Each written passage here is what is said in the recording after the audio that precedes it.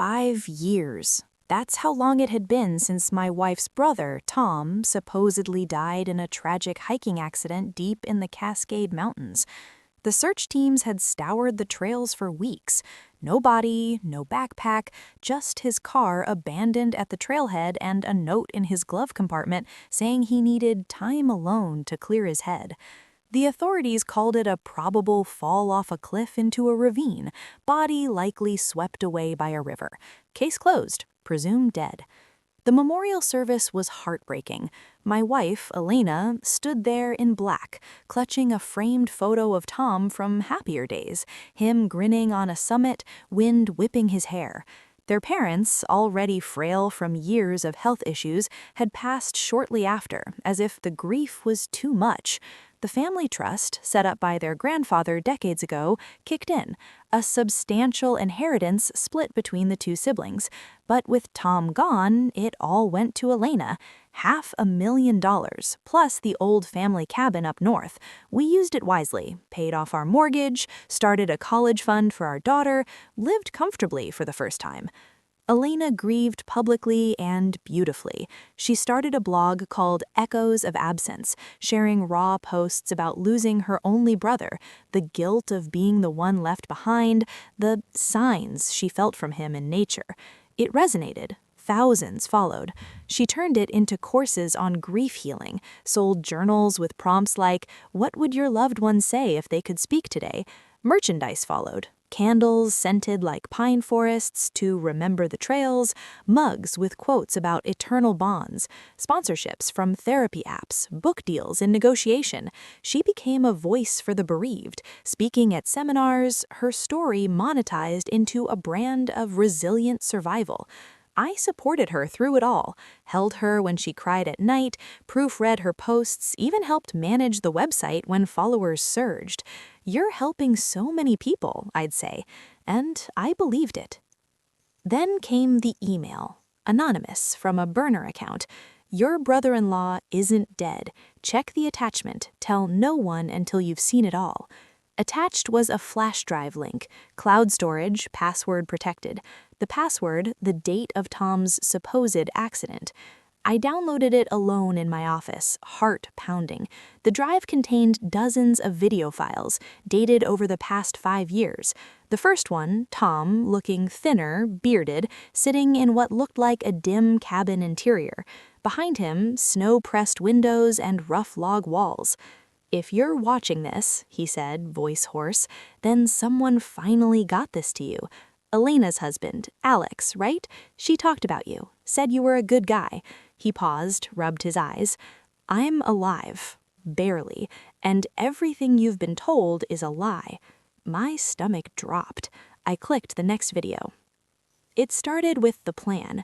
Tom explained it calmly, like recounting a bad dream. Their parents' trust had a clause, full distribution to the surviving sibling if one passed without heirs.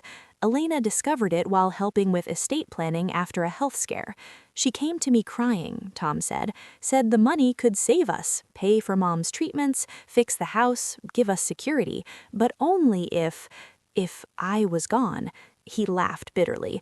Temporary, she said. Fake a hiking death. I'd hide out in Grandpa's old hunting cabin, off-grid, no one goes there anymore. She'd bring supplies monthly, filed a claim after a year, then I'd return with some story about amnesia or survival.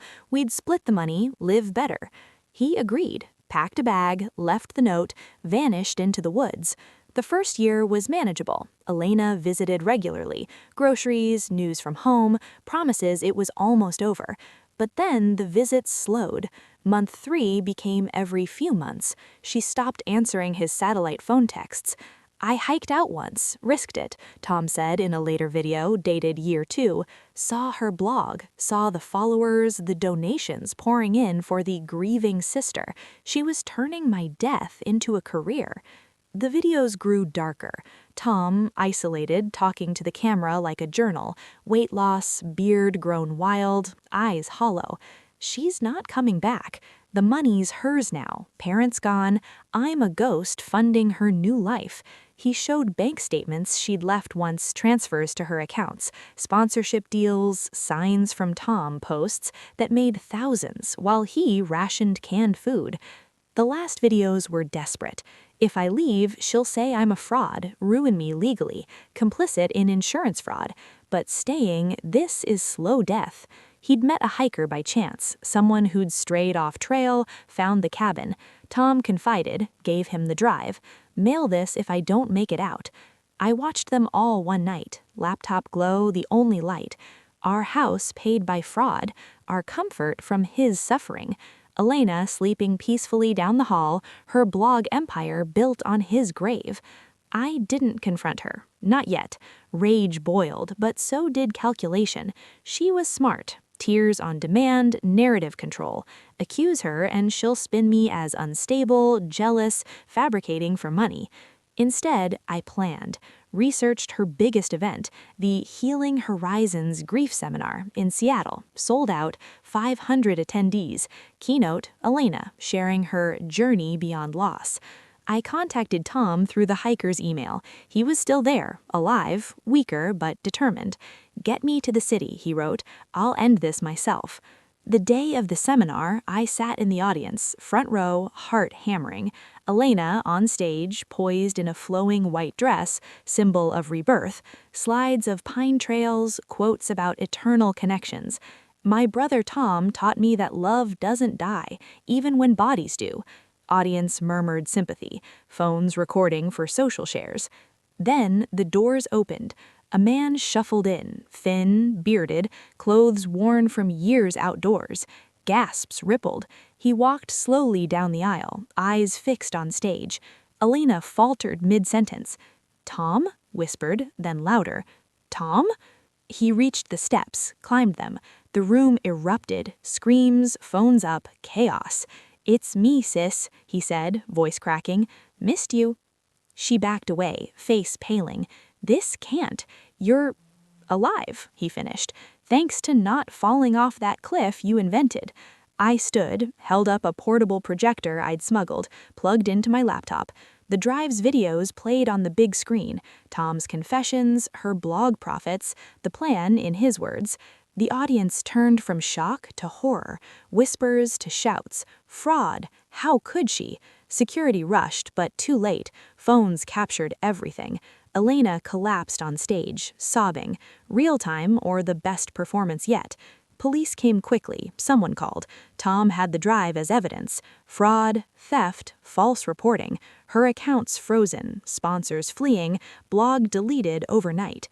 We divorced quietly. She fought, claimed coercion, mental breakdown, but the videos were undeniable. Tom got his share of the trust back, what was left after clawbacks. He lives simply now, therapy helping unpack 5 years of isolation. Family? Shattered.